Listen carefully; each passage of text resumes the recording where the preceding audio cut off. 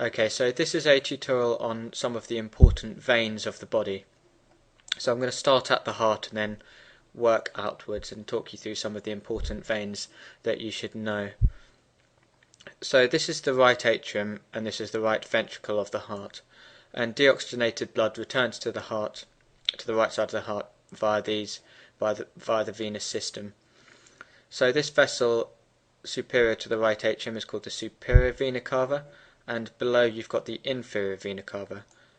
So you can see the inferior vena cava running all the way down to the pelvic region where it splits. So the superior vena cava forms from these two branches. So you can see that these vessels lie behind the clavicle. So this and the breastbone, which I've removed here, would lie anteriorly here. So the superior vena cava is formed from these two veins which drain into it, and these are the brachiocephalic veins. So you've got the right and the left brachiocephalic veins. This vein which arches over here and runs underneath the clavicle is called the subclavian vein, because it runs underneath the clavicle, so sub, under, clavian, referring to clavicle. So you've got the subclavian vein draining into the brachiocephalic vein, which joins with the other brachiocephalic vein to form the superior vena cava. And then you've got these two vessels here, these two veins which are coming down from the brain and the head. So this one, which is more medial, is the internal jugular vein, and this one, which is more lateral, is the external jugular vein. So the internal jugular vein drains the brain, and the external jugular vein drains the head and face.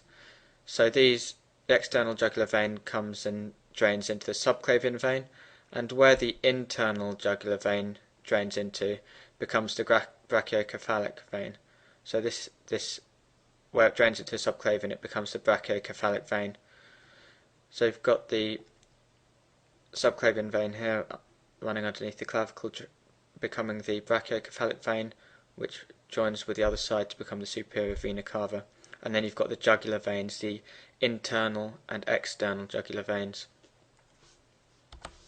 So following the veins over, we come to look at the veins which drain the upper limbs.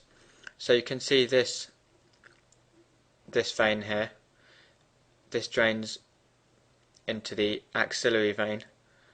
So this region in the armpit region is the axillary vein, and you've got this vein, the cephalic vein, draining into the axillary vein. So where the cephalic vein joins the axillary vein, it becomes the subclavian vein. So this is the axillary vein here. Also draining into the axillary vein, you've got these two veins. So this one is the brachial vein, this middle one here, and this is a deep vein. This one here is the basilic vein, and this, where these two veins meet, you get the axillary vein. So the axillary vein runs from here to the point where the cephalic vein drains into it. So if I just put in the muscle layer, you can see what I mean by this vein being deep. So you can see this vein here is the deep brachial vein, and you've got the two superficial veins, the basilic vein and the cephalic vein. So I'll just put the muscle layer in. So you can see that you've got the cephalic vein which runs superficially, and this basilic vein which is also superficial, but the brachial vein here runs deeply. So this deep brachial vein. So just working our way down the limb, you can see this vein which joins the cephalic and the basilic veins. So this is the median cubital vein, and this links up the cephalic and the basilic vein. So just to put the muscular system in again, to give you an idea of where these veins run. So you can see this is a superficial vein which connects the superficial cephalic and the superficial basilic veins. So when you're taking blood from a patient, these are often the veins you take blood from. The cephalic vein here the median cubital vein and this basilic vein. So just removing the muscular system again. So this is the brachial vein, the vein that branches off the axillary and runs deeply. So you can see that it has two tributaries. You've got the radial vein and the ulnar vein, and these are deep veins also. So they run deep under the muscle there. So the brachial vein is formed by the joining of the radial and the ulnar vein, which run on the radial side. So the radial vein runs down the radial bone and the ulnar vein runs down the ulnar bone, hence the name. So just to quickly go over that again, you've got the subclavian vein, which has the cephalic vein, which drains blood from the axillary vein. So you've got the axillary vein going into the subclavian vein, going into the brachiocephalic vein, going into the superior vena cava. Joining the axillary vein, you've got three branches. You've got the cephalic vein, which is a superficial vein, and you've got the basilic vein, which is a superficial vein, and then you've got this deep vein, which is the brachial vein. So the cephalic and the basilic veins run all the way down the arm. So you can see it running all the way down here, and they're superficial along their entire course. So the basilic vein on the medial side running all the way down, and it's superficial. The brachial vein, which runs deep, splits here, so it's formed from the radial and the ulnar veins, which are deep, and the radial and ulnar veins run down the respective bones, so the radial and ulnar bones, and they join to form these palmar arches. So you've got a deep and a superficial palmar venous arch, which are formed by the radial and the ulnar veins.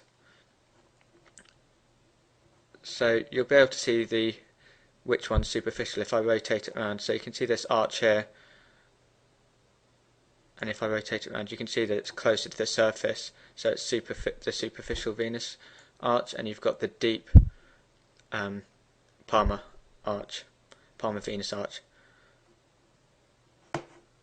So if I just put in the muscle layer again, you can see this clearly, this superficial palmar venous arch formed from the deep radial and ulnar veins, and then you've got the deeper palmar venous arch here.